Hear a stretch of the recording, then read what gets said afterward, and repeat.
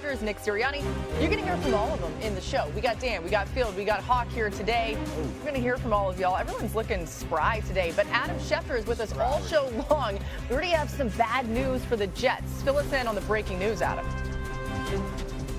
Laura, there was no quarterback drama that went down to the end of the week. Aaron Glenn, the Jets head coach, made it official today. Justin Fields is out Sunday versus the Tampa Bay Buccaneers due to the concussion that he suffered last week against Buffalo. Was in concussion protocol. He will not make it out of protocol in time for Sunday's game. In his place, Tyrod Taylor will start. Tyrod Taylor is obviously somebody who's very well respected around the league. He's struggled to stay healthy, but when he's healthy, he's been productive, and the Jets feel comfortable with Taylor going into Tampa on Sunday. Yeah, this is disappointing news for Justin Fields, who had that unbelievable start to the season. Week 1 against the Steelers, he was absolutely sensational. And then start of week 2 against Buffalo, there was a little bit of struggle. There was a couple missed throws, sailing things that led to a turnover, and then all of a sudden the injury happens. So hopefully this is a short period of time that Justin has to miss, and he can get back on the field to see if he can kind of pick up where week 1 ended rather than where week 2 started. We've got more quarterback news, Adam, to get to. What's going on with Brock Purdy? He's going to be limited at practice today, Laura. The 49ers are not giving up hope the idea that he could somehow be back, even though he's battling a left toe injury or toe injury and a left shoulder injury. So they'll see he's limited at practice. They said it's also possible he could be available as an emergency backup, but they said there's a chance he'll be able to play on Sunday against Arizona. If he can't, of course, it then would be Mac Jones. As for Jaden Daniels in Washington, he did not practice today. He's not expected to practice tomorrow, and that Daniels will be able to make it back, and that Marcus Mariota will not be filling in his place. My understanding is Daniels is pushing to play. Others are being more cautious around him. We'll see how the process plays out, but if he can't go, Marcus Mariota will start Sunday versus the Raiders. And Adam, as you know, Jaden Daniels has not missed a game in his career, so that this would be a first for him if it happens. Here's more of what Dan Quinn said about the plan for Jaden Daniels today. We also, recognize the importance of the person, the player, what he means to the franchise. So we're also going to be smart, not just fast in this assessment. But this is a player that's absolutely wanting to do everything all the time. So it was a good start to the week for us. Do you need to see him back on the field with the rest of the team? Yes. Before you feel okay? Yeah, I would. It's important, timing, reps, the movements. But it was a good first step to it, Nikki. But we'd have to get some reps for sure. All right, so as you might expect, Jaden Daniels campaigning to play. He's like, put me in, coach. But Dan, how should the Commanders approach this injury for Jaden? I'd be ultra cautious. And I want to see if this changes anything for them. I honestly, I think we're in a little bit of a unique world with not overreacting with the quarterbacks right now. Okay. Mina talked about the other day that he's the most contacted quarterback in football last year. He is this year. It's part of his game. We're coming off of the news of Joe Burrow and the added up hits with him. Yep. It's just like, can the Commanders just take a step back, and kind of all of us take a step back with the quarterback position and be like, while the athleticism is going to expose you to more, can we still have that while also some of the old school philosophy of I don't want my quarterback to get touched ever, And so where is the middle ground for Washington? Where's the middle ground for all of us in all of these teams when it comes to these quarterbacks that are athletic weapons, but you don't want them to ever get touched? Yeah, it's interesting because you got to win games too, and sometimes the only way to win the game is to have the quarterback be a hero. And I don't know what the answer is. Yeah. It's can you live in both worlds? What the answer is in May and April as coaches, they all said the same thing. We're going to run our quarterback a whole lot less this year. And then we get to September and games are on the line. It's third and one in the fourth quarter. Got to have a situation.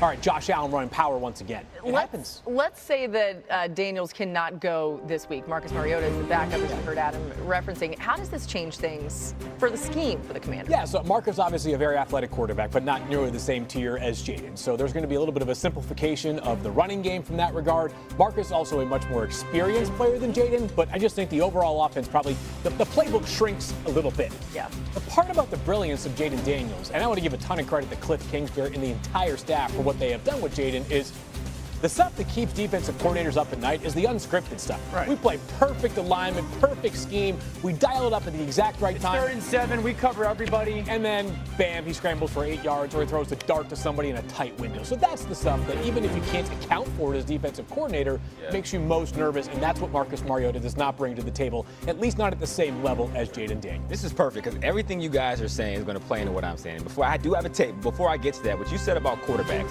because yes, Jaden Daniels is athletic, but him and Joe Burrow, the reason why they're so special is because they will stand in the face of danger and wait till the last possible second for that route to come open and deliver that football. And you're going to take more hits. So that also takes into account.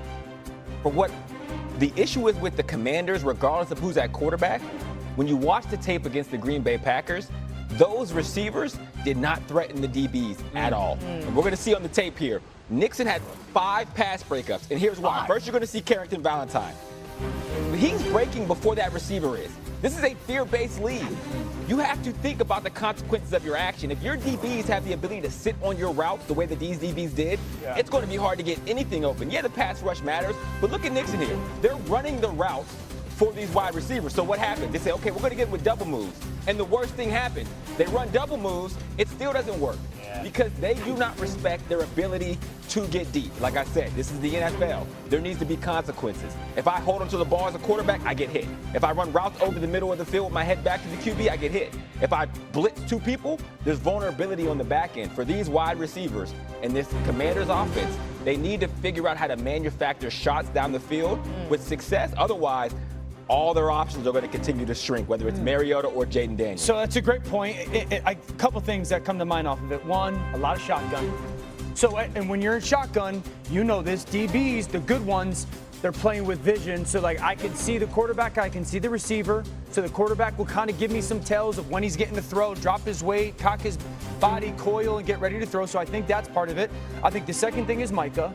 You know, they know that we got Micah, Sean Gary, we're sitting then. And this is something that I've said for 2 years now. If we think offensively that we're just going to line up guys outside and they're going to whoop you one-on-one down the field, you all believe you have Julio Jones. There's 2 ways to throw the ball downfield explosively consistently. You got a dude, you got a guy, there's like 3 of them on the planet, or you play action on them, create the chunks. And that's not really what Washington He's does. definitely not Julio Jones, but I wonder if they kind of missed Diami Brown a little bit in this offense. He changed the dimensions for them. Done some nice things in Jacksonville. He's got a $10 million contract in Jacksonville for a reason this offseason. Yeah, you guys, if Marcus Mariota were to start, it would be his first start since week 13 of the 2022 season with Atlanta. So it's been a while. All right, let's get Adam Schefter back in here. Some more top stories, Adam. Let's start with some big injuries in tomorrow's Bills-Dolphins game. Go ahead.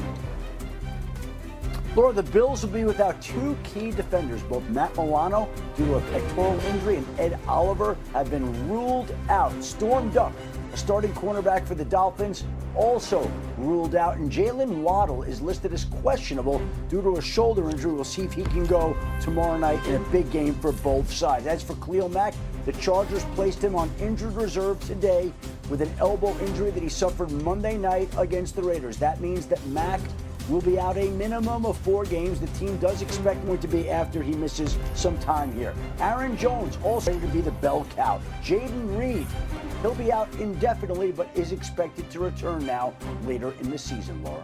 Crazy to think, week 3 starts tomorrow in the NFL. All the latest from Adam. When targeting Travis Hunter and Brian Thomas Jr., Stroud, meanwhile, 6 of 13, averaging 5.9 yards per attempt, targeting Nico Collins. My goodness. I feel both of these quarterbacks have been inconsistent, right? How do you assess the reasons for that? I don't want to repeat everything that Dan said yesterday on NFL Live, but I do think that one of the things that stood out to me watching the game on Monday Night Football was the Buccaneers just basically said, we're playing chess because you're not even playing checkers. You're playing nothing on this side of the ball. You didn't have a plan, you don't have the personnel, and you definitely can't execute when we bring any sort of pressure. How do you not know that's coming when you're facing off against a Todd Bowles defense? By the way, it wasn't just when they were bringing 5, when they were bringing 4 guys. So C.J. Stroud, I'm willing to give a bit more benefit of the doubt than Trevor because it's the beginning of year 3 for Trevor. For C.J., excuse me.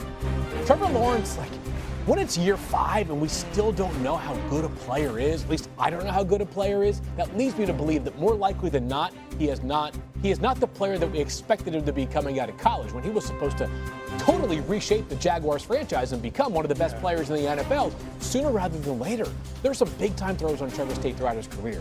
where's the consistency? Like, at some point, you have to be the straw that stirs the drink. You're like an instant top 12 offense if you were on the field. They've been so far from that. Yeah, and it does seem like there's some bigger disconnects maybe. You probably saw this if you watched the game. On Sunday, Lawrence was waving off new head coach Liam Cohen during the loss to the Bengals on Sunday. You see it happening right there. Some frustrations. Okay, here's what both said about this particular occurrence after the game. You know, it gets made to be a thing, obviously. You know, in this rat poison world we live in, you know, he was just telling me to chill, like, move on. You know, he wasn't telling me to go screw. He's just saying, dude, move on. You know, like, come on, guys. Coach is really passionate, which is something that I've noticed ever since he's been here, and I love that about him, and we'll get fired up, you know. So it's been cool seeing our, you know, and there's times where I'm not always that way. I'm kind of a little more like this, but he's honestly brought a little bit of more of that out of me. Which I think has been good for our offense. Okay, so then, guys, more from Lawrence today. New on NFL Live, he had this to say about connecting with Brian Thomas. It's football. I mean, it doesn't always go perfect, you know. Obviously, we would love to start off hot these first 2 games and our connection be, you know, ripping and me finding him everywhere and him having a great year and all those things. But, I mean, we're in week